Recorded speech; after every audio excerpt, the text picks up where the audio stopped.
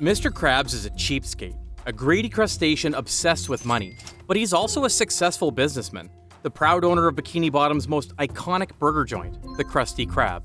To most of the town, he's just a quirky boss with a tight wallet, maybe even respectable in some sense.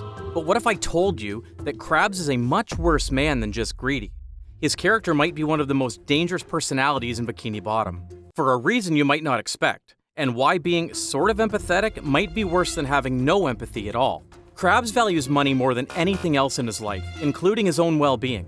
Except, of course, for his beloved daughter Pearl. For all his penny pinching and shameless scheming, Krabs actually seems like a decent father to her. Who could forget the iconic shopping spree for Pearl's sweet 16th birthday party, where he spends quite a fortune just to give her the best birthday? Aside from family, there's also Krabs' lover, Mrs. Puff, who, for a few episodes here and there, was his girlfriend. He's known for being a bit of a sugar daddy when it comes to her. But long before he was a family man, Krabs was a Navy member, a former sailor who served back in the 1960s. We're not sure if he's actually seen combat, but we do know that after the war, he fell into a deep depression. And the only thing that brought him out was starting Krusty Krab. When you stack all the story together, Eugene Krabs' backstory is kind of inspiring, if you look at it at face value. The cranky old boss with a big heart under the crusty shell, sometimes even sweet towards his employees, calling SpongeBob "me boy" or teaching Squidward to care more about SpongeBob. He built a burger empire, crushed Plankton's dreams, raised a daughter by himself, he gave people jobs. He's kind of a genius if you think about it. A little rough around the edges maybe, but underneath it all, he's just a harmless old man, right? And yet, we've seen him gamble his employees in a card game with his nemesis Plankton. Even goes as far as selling SpongeBob's soul to the Flying Dutchman for a mere 62 cents change. More than that, it's not rare to see Krabs do some questionable things in order to benefit himself, or cover up his dirty doings. See, this version of Krabs was meant to be funny. He's a cartoonish dad, being cheap is part of his character. So when he risks SpongeBob's life for a coin, we laugh it off. When he pushes his employees to the edge, it's just part of the job. But after rewatching some old episodes, I started to notice some patterns. Krabs only cares when it benefits him. And even when he does nice things, there's often a catch. Now, I don't mean that Krabs lacks empathy. In fact, he does have quite a big heart for empathy. It's just how he uses it. He understands how people feel, he knows what they want, and he knows how to make it work for him. Mr. Krabs is the kind of man that sees vulnerability and turns it into opportunity. He knows what makes you hurt, he knows how to make you trust him, and once you do trust him, he steers you exactly where he wants. Mr. Krabs is a master at this. You want a real example of Mr. Krabs using empathy to his profits? Remember the Squilliam Returns episode? You know the one. Squidward lies to his old rival Squilliam and claims he owns a 5-star restaurant. It's a dumb, desperate move by Squidward. You can see he's immediately panicked after saying that. Now, watch what Krabs does. Squilliam? That guy who made millions doing what you wish you could do? Does he stop Squidward and call out the lie?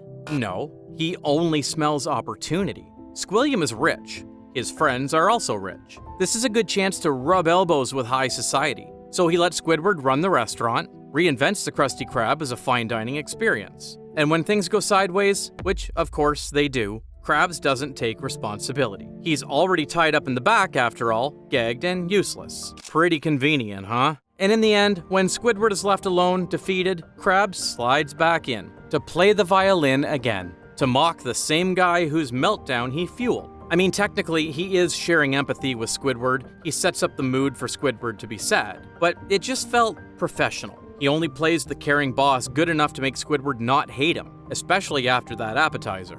You know, actually, knowing Krabs, I'm amazed he doesn't completely lose it. The Krusty Krab is in shambles after this episode, I'll give him that. But maybe he just docked Squidward's wages for the repairs, who knows. What's more telling though, is that this isn't a one-time thing. There are other times where Krabs plays the good guy simply because he has to save his own skin. In Born Again Krabs, the episode kicks off with a moldy, blackened patty that's been sitting under the grill for who knows how long. Krabs insists it's still good, just a little extra crispy. So to prove his point, he eats it himself, and winds up in the hospital. Enter the Flying Dutchman, ready to drag him to Davy Jones's locker. Krabs definitely doesn't want that, so he begs. Promises that if he's given another chance at life, he'll change for good. You have me word as a sailor.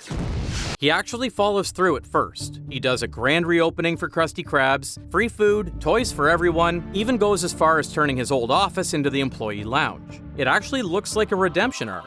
But then, the bomb drops. Krabs only does this because he thinks he's still dreaming. He's convinced this is all just a hallucination. Basically, none of this is real. So the moment he realizes it's not a dream, that this good guy act is costing him real money, he loses his mind. He snatches all the free stuff he's been giving to the customers, along with their memory of it. He even tries to rip a penny out of a customer's hand, nearly tearing his arm off. This moment shows us exactly who he is. But the real gut punch comes later because the Flying Dutchman comes back, ready to drag him to Davy Jones's locker, for good this time. But you know what Krabs said? Well, a deal's a deal.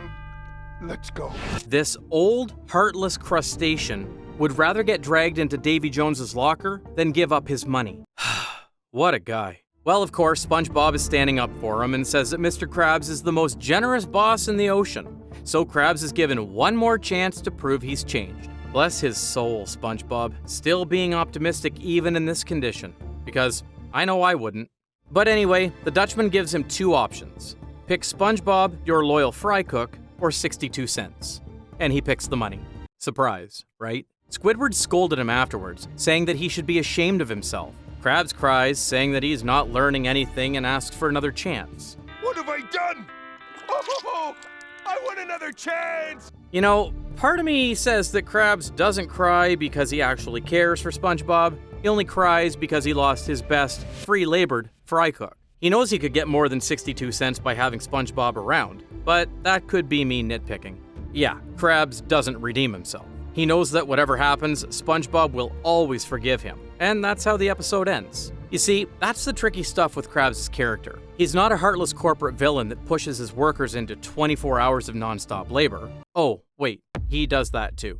As of now, the Krusty Krab is open 24 hours! What I'm trying to say is, he's not like Plankton who openly schemes and monologues about evil plans. No, Krabs is different. He can be warm towards his employees. He made them trust him as a boss. And that's also exactly what makes him more dangerous. Because the moment you trust him is the moment you will most likely get betrayed. Everything has a price. Every act of kindness has strings attached. That string is almost always money. At this point, we've seen Mr. Krabs lie, manipulate, exploit, and betray, but in Nasty Patty, things take a serious turn. The whole charade ends with a misunderstanding. Krabs thinks a health inspector is a scammer trying to score free food. So instead of calling the police, he decides to take things into his own claws. He laces a patty with toenail clippings, seahorse radish, toilet water, all kinds of nasty stuff. And when the man accidentally chokes and passes out, Krabs assumes he's dead and instantly starts planning how to bury the body. But the crazy stuff doesn't stop there. When SpongeBob starts to panic, Mr. Krabs' first response is to blame him. What's this wee stuff? You fed him the tainted patty. Looks like it's the stony lonesome for you. He pressures SpongeBob to take responsibility, and worse, to make SpongeBob do the dirty work for him. They tried to bury him in a shallow hill. Fortunately, it doesn't work well since SpongeBob doesn't do a good job there. A couple of cops spotted him, but they managed to cover it up and get a ride back to the Krusty Krabs, along with the health inspector's body, of course. After a few shenanigans, the cops finally corner them and demand an explanation. Okay, I confess. SpongeBob killed him! What? Yep, this is who Mr. Krabs really is when the stakes are high. Someone willing to throw anyone under the bus, even an innocent traumatized employee, if it means saving his own shell. The sad thing about people like this is that they don't need supervillain stuff or evil plans. All they need is pressure, and the belief that you are more disposable than they are. But then again, because these people can be generous, sometimes deeply so, you will stick around hoping that version of them will come back. You start to doubt your own read on them. Are they being cruel? Or are you being ungrateful? A lot of you who watch this video might understand exactly what I'm talking about here, especially if you're working in a toxic workplace. Especially if you're ever working at a fast food joint like Krusty Krab. It's the boss who remembers your birthday but refuses to pay your overtime. It's the manager who says, "We're a family," but guilt trips you for using your sick days. Just like Mr. Krabs. At the end of the day, what makes Mr. Krabs such a tricky character isn't just that he's greedy. That's an easy read. The thing that really stands out, especially when you look back at episodes like Nasty Patty or Born Again Krabs, is how often he wraps that selfishness in something that looks like empathy. He talks to SpongeBob like a father figure, but he'll turn on him the moment things get rough. He laughs with him, praises him, even cries over his dedication, but then puts his safety, his freedom, or his dignity on the line without a second thought if it benefits the business. And it's not always some dramatic betrayal either. Sometimes it's just a quiet guilt trip. A half smile followed by, "Do it for old Krabs." That's the part that gets under my skin a bit, because I don't think Krabs sees himself as a bad guy.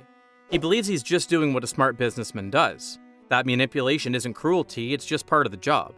The show itself, especially in the earlier seasons, was smart about it. They made him funny, sure, but they also let the consequences peek through. Krabs doesn't always win. Sometimes he gets exactly what he deserves. They showed us those little moments where you realize, oh, being cheap isn't admirable, and it will bite back at you someday. It's a good lesson, especially for kids. But honestly, it's not the first time SpongeBob has had to deal with someone close twisting the knife while pretending to care. In fact, if you've ever seen that one episode, the one where SpongeBob gets tortured for no reason and everyone around him just shrugs it off like he's overreacting, you'll know exactly what I mean. We actually did a whole breakdown on that one, because the way it handles friendship, pain, and just the tone might actually make it the worst SpongeBob episode of all time. See you next time.